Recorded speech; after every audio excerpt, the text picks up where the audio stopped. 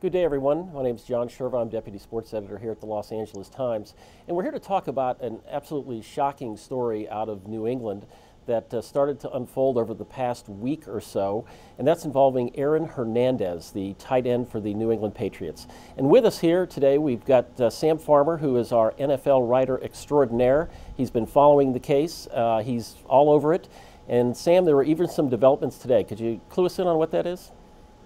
Yes, thank you, John. There are some developments today. Fox 25 in Boston, as well as the Boston Globe, are reporting that police in Boston are investigating a possible link between this crime and a double murder in Boston last July, where two men were gunned down in their car at an intersection in Boston. And they're investigating a possible link with Hernandez. So obviously it's very speculative at this point to try to make any connection there, but two very reputable sources, reported police sources, saying this is going on. So if anything, we know that the story is going to be one that we're going to be following at least through the summer, if not well beyond.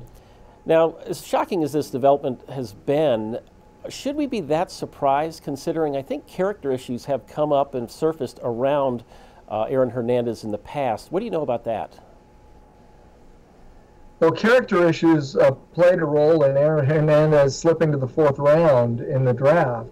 He should have probably been drafted higher based on his college credentials out of the University of Florida, but I and others have reported that he has failed multiple drug tests while at Florida.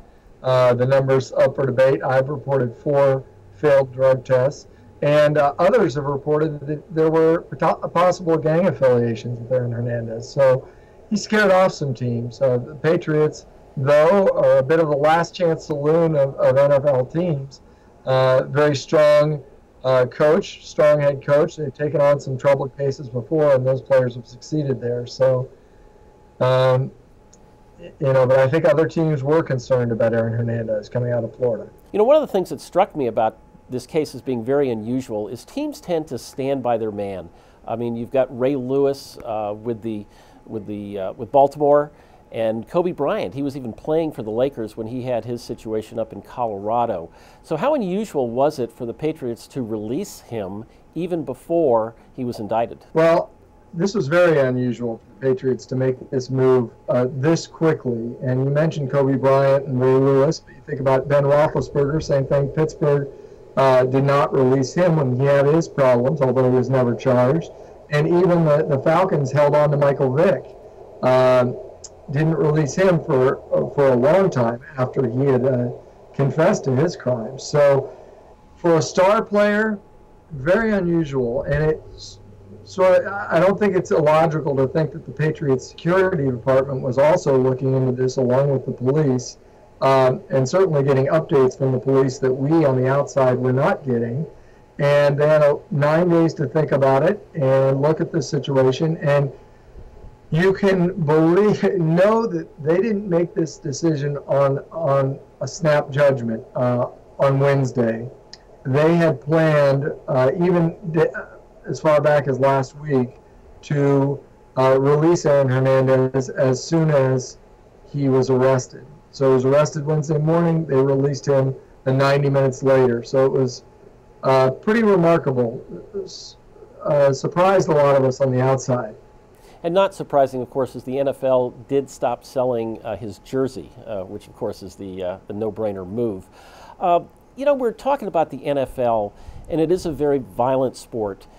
Are NFL players, and I know you've done some research into this, are they more prone to violent acts than, say, the general population? Well, it's interesting. There was a pretty dramatic drop in the crime statistics involving NFL players in 2006 when Roger Goodell took over as commissioner. And his reputation as the law and order commissioner, he put the personal conduct policy in place, and crimes as of last year dropped off about 40% involving these players. Still, there were a significant number of crimes, and many of them violent crimes, that are committed by NFL players. I believe the number is 29 since the Super Bowl this year. And that's not a terribly unusual number. The last 4 years, it's been in the 20s. And in 2008, I believe it was approaching 40 crimes during this same time period. Not all of them violent crimes, but many of them. And how that relates to the general population, I'm not sure, but it's a significant number. Okay, one final thought here. Today, they took into custody a second suspect, but I guess we're unclear of whether he is tied to this. Do you know anything more about that? Well, I know the prosecutor yesterday, in laying out his case, the first-degree murder case against Aaron Hernandez, said that Hernandez called two men, acquaintances, friends from Bristol, Connecticut, and told them to rush up and help him out. He needed them. Now, Aaron is from Bristol. The man who was arrested, last name Ortiz, is a little older, 4 years older than Aaron. He's 27 years old, but he's from Bristol, Connecticut, being held on a $1.5 million bond there. I don't think it's outside of the realm of possibility that this could be one of the two guys, although the two guys have yet to be named, so we don't know that.